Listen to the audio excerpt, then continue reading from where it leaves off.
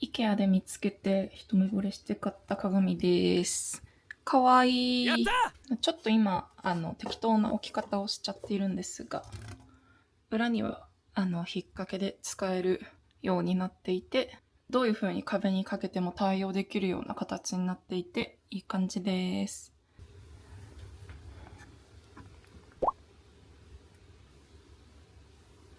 今撮ってて気づいたんだけど、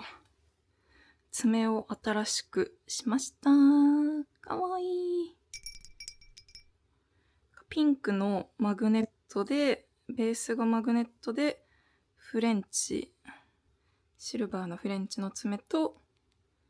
ドットとリボンを混ぜて作ってもらいました。いつもネイルはね、インスタで良さそうなのパーって見つけて、ちょっとアレンジしてもらおうかな、みたいなのを考えて、お姉ちゃんのお友達がネイリストさんですごい腕がいい方なので、そこに通ってます。イエイ。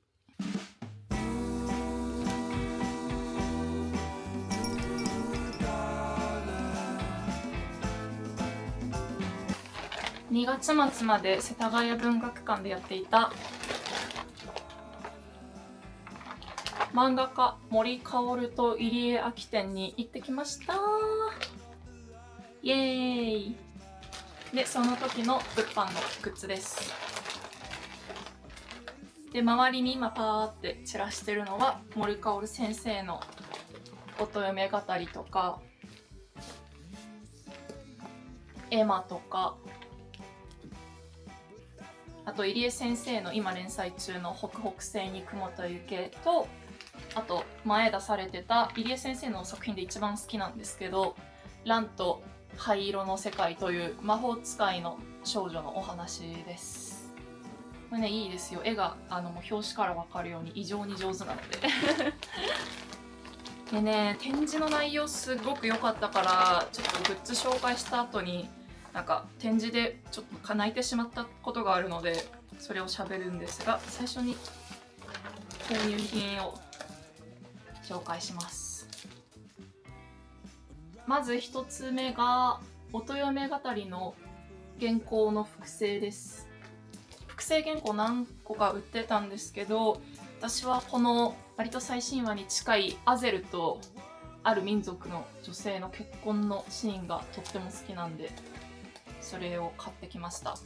そこで暮らしている人たちのリアルな生活、その結婚だとかこういうお家の内装だとかが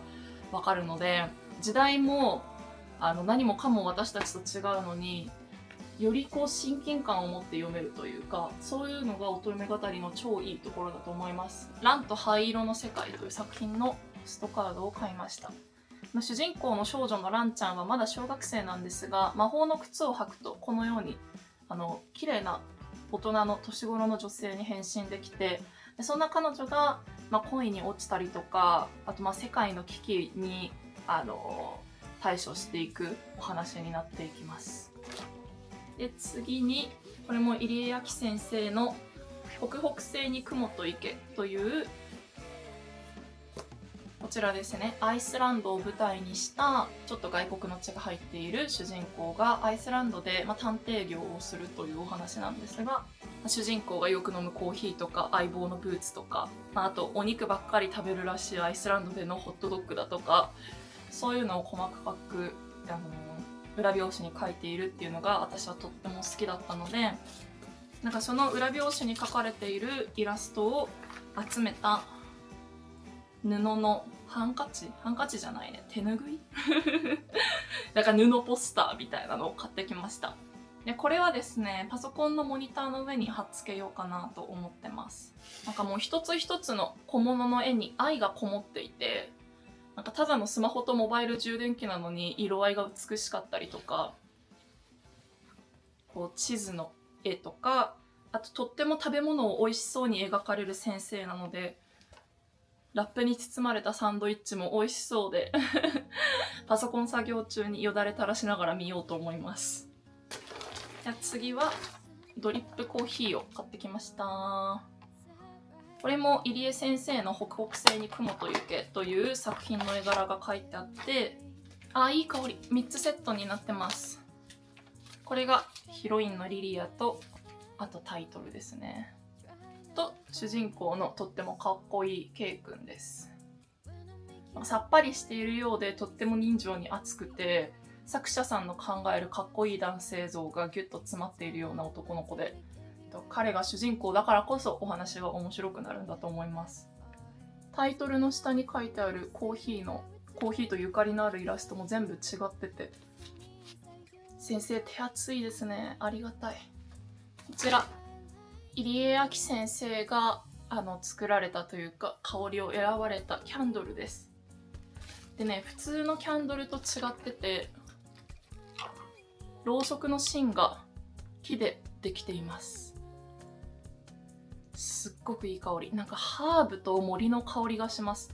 入江明先生が描くアイスランドの自然とか日本の自然の漫画のシーンが大好きなんですけれど、そんな漫画の世界に飛び込んだような香りがして、今からつけるのがとっても楽しみです。本当にいい匂い。なんか頭痛が取れそうな匂いで好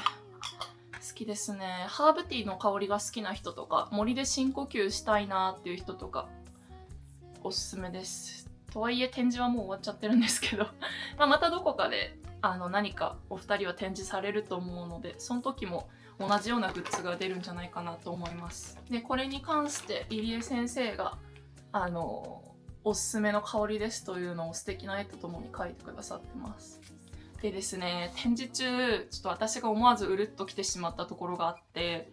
森先生も入江先生ももともと同人誌を書かれていて、で、同人作家から専業作家、プロの作家になられた方だそうで、森先生の同人時代は私は知らなかったんですけれど、その森先生がその同人誌時代の作品を展示した横にコメントを残していたのが、これ意訳で要約なんですが、よくその作家をしていると読者さんと直接会うわけじゃないから、そのどんな方が自分の本を読んでくださってるのかわからなくって不安に思うことがあるみたいな話を方々から聞くけれど、自分は同人誌を書いていて、で同人誌ってその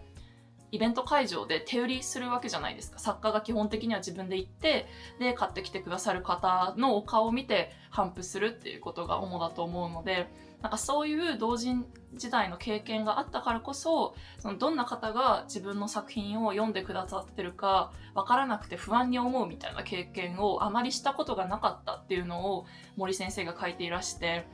なんか確かに私趣味でバキバキに同人誌を出しているんですけど、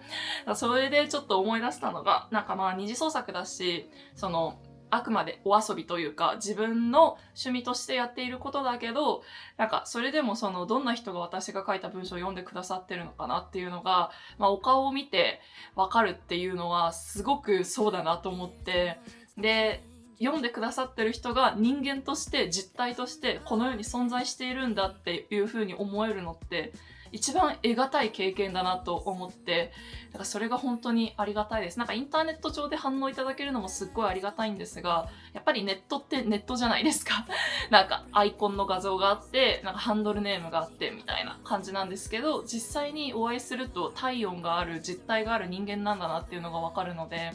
ネットの向こう側に自分のものを見てくださったり、Vlog もそうなんですが、その作品を見てくださったり読んでくださったりする人間がいるんだなっていうのを実感するととっても嬉しいっていうのが深く共感したので、その同人誌時代の作品を拝見したりとかコメントを見ながら、もうじんわり一人で泣きながら展示をうろうろしてましたとっても楽しかったです。なのでこの Vlog を見てくださってる方々と実際にお会いする機会は、まだないんですけれど、なんかコメントを通してとかインターネット越しでも、この向こうには生身の人間がいらっしゃるんだなって思うととっても嬉しい気持ちになります。いつもありがとうございますという話でした。はい